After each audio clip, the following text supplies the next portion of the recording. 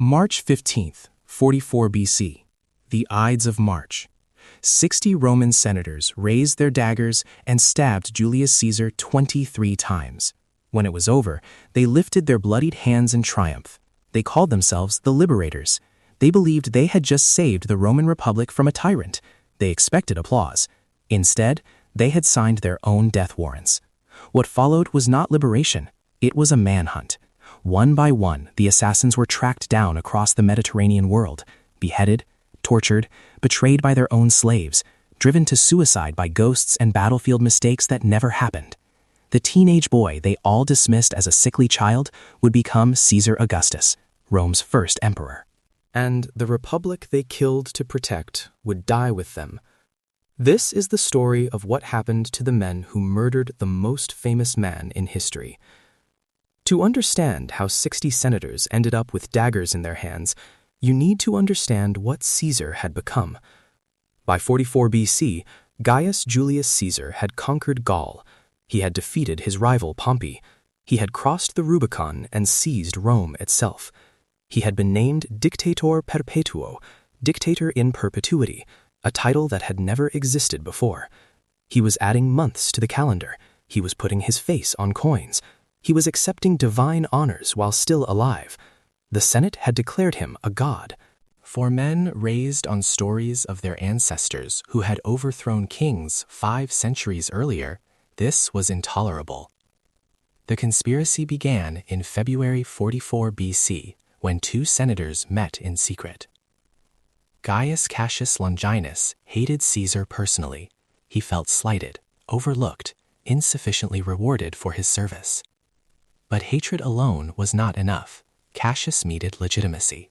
He found it in Marcus Brutus. Brutus was different. He was a philosopher, an idealist, a man who genuinely believed in republican principles.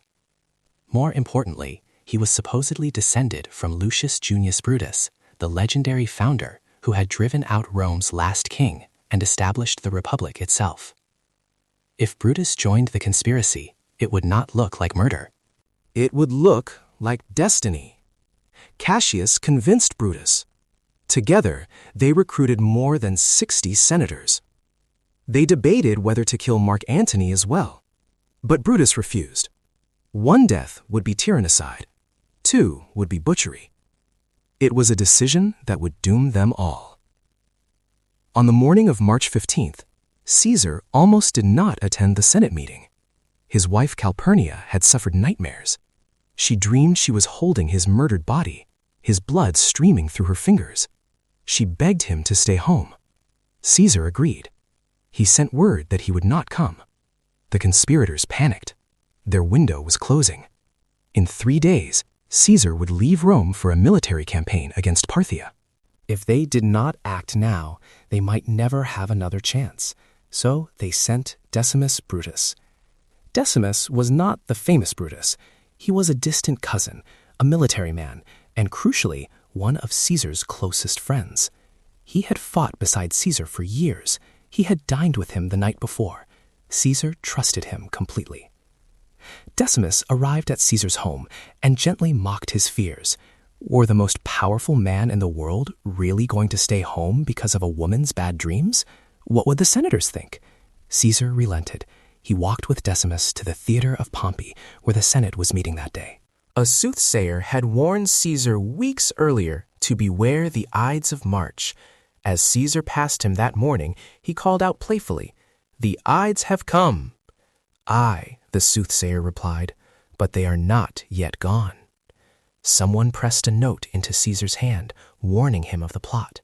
He tucked it into his bundle of petitions, unread.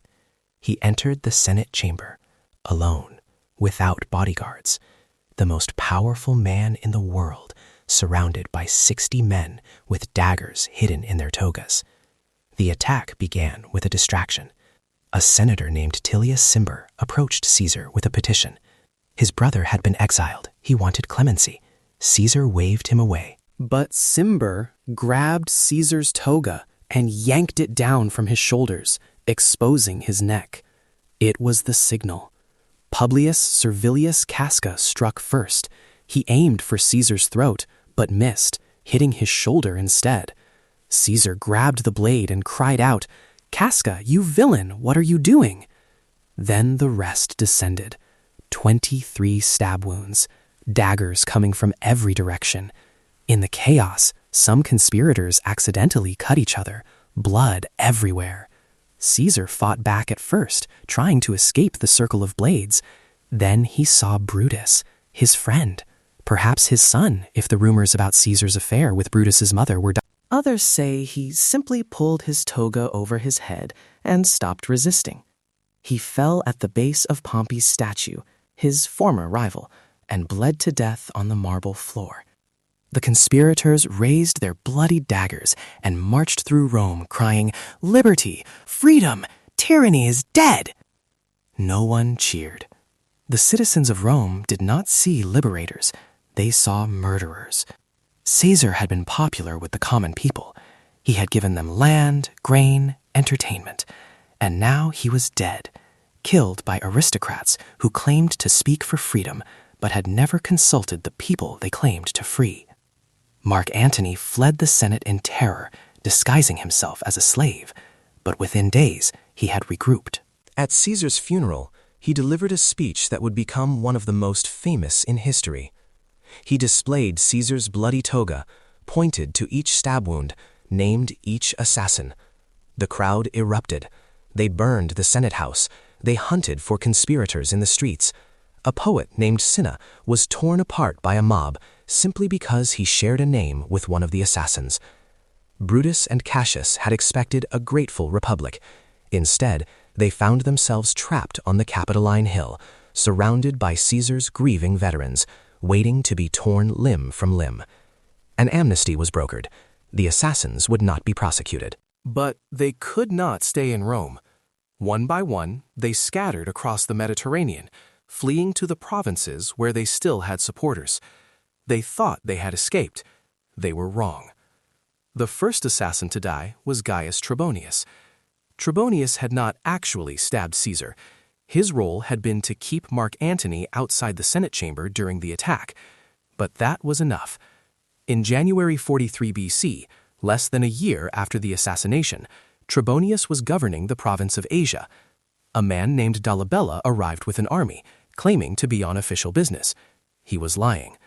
Dolabella was loyal to Caesar's memory, and he had come for revenge. Trebonius was captured. He was tortured for information about the other conspirators. Then his head was cut off. But that was not enough for Dolabella. He took Trebonius's severed head to the main square of Smyrna, where a statue of Julius Caesar stood. And there, in front of a cheering crowd, soldiers kicked the head back and forth across the pavement like a ball. It rolled to a stop at the base of Caesar's statue. The assassins had drawn first blood. Now the hunt had truly begun. The next to fall was a man named Lucius Minucius Bacillus. Bacillus had been one of Caesar's own officers before joining the conspiracy. After the assassination, he retreated to his estates and tried to wait out the chaos. But Bacillus was a cruel master. He had mutilated some of his slaves as punishment for minor offenses, cutting off hands, castrating men. In 43 BC, those slaves took their revenge. They murdered Bacillus in his own home.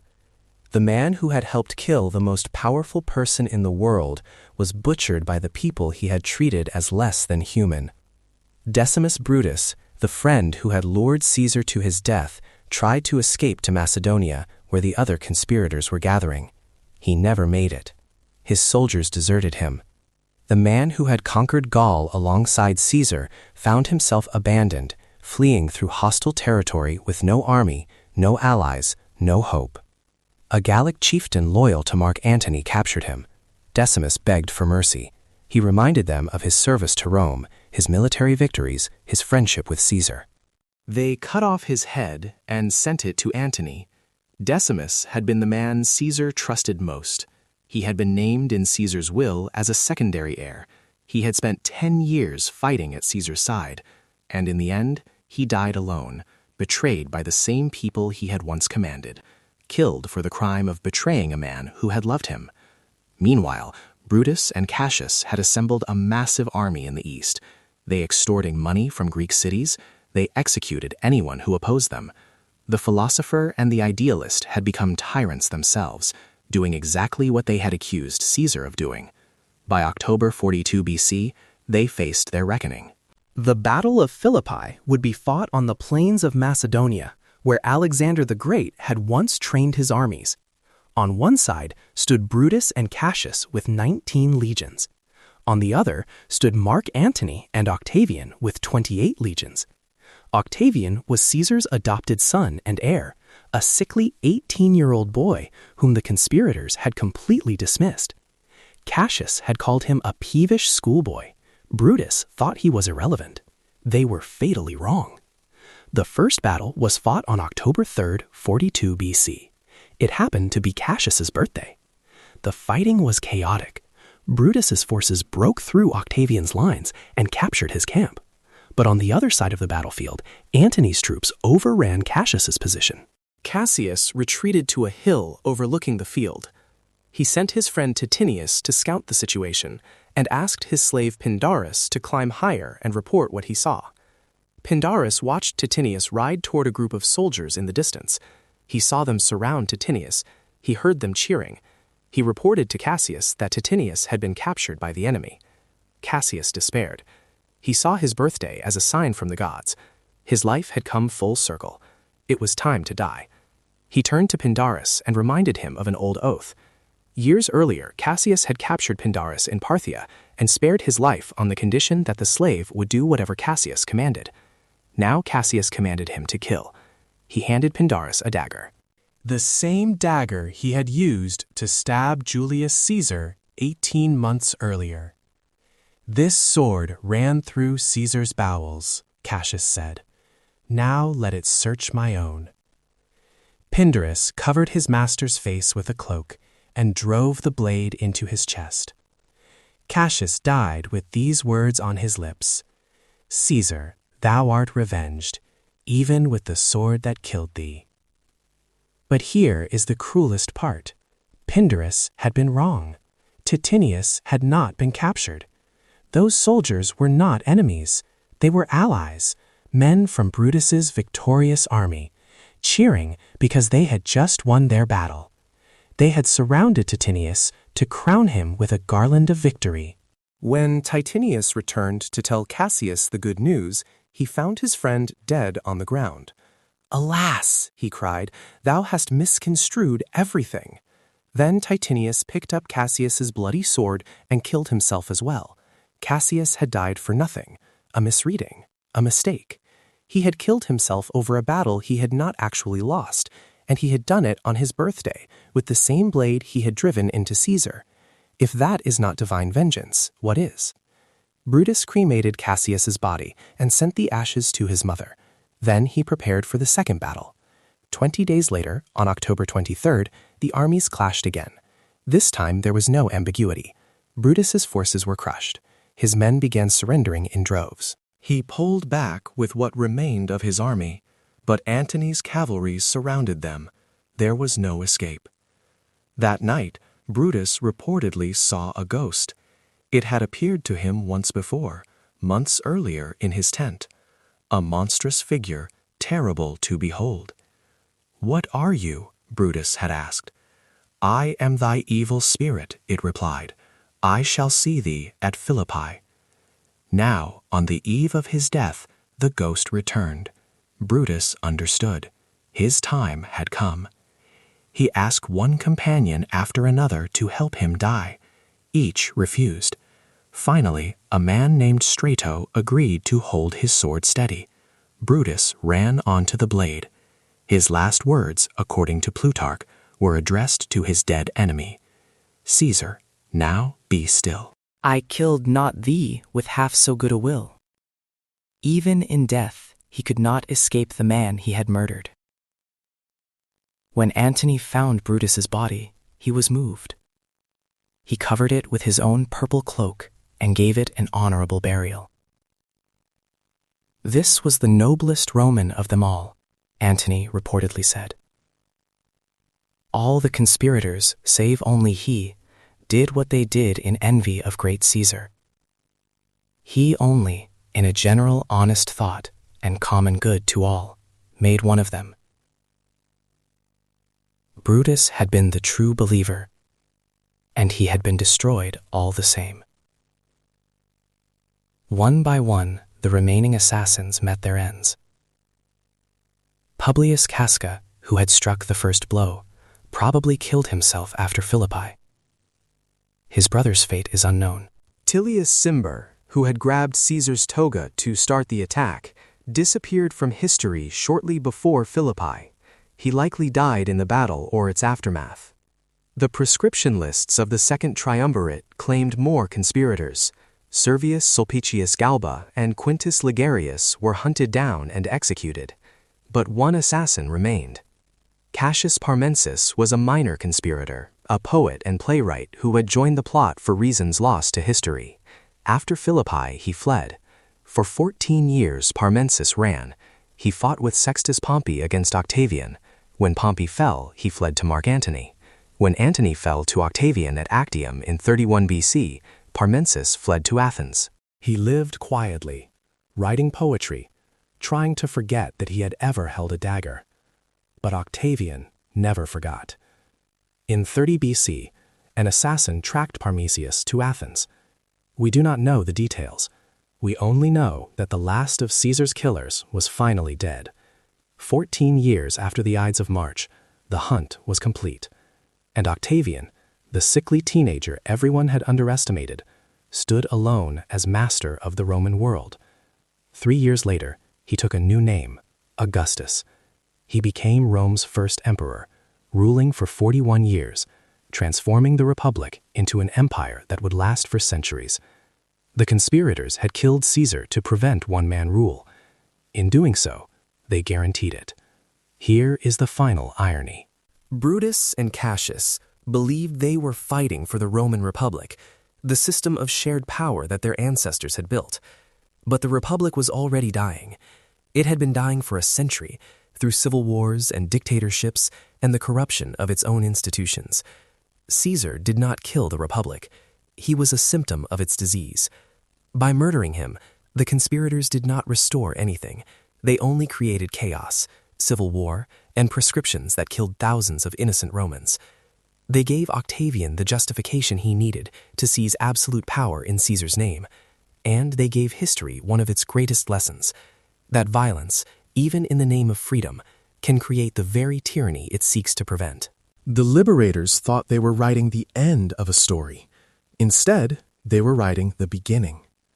The republic they loved was buried at Philippi, in the same ground where Cassius killed himself with Caesar's dagger and Brutus fell on his own sword.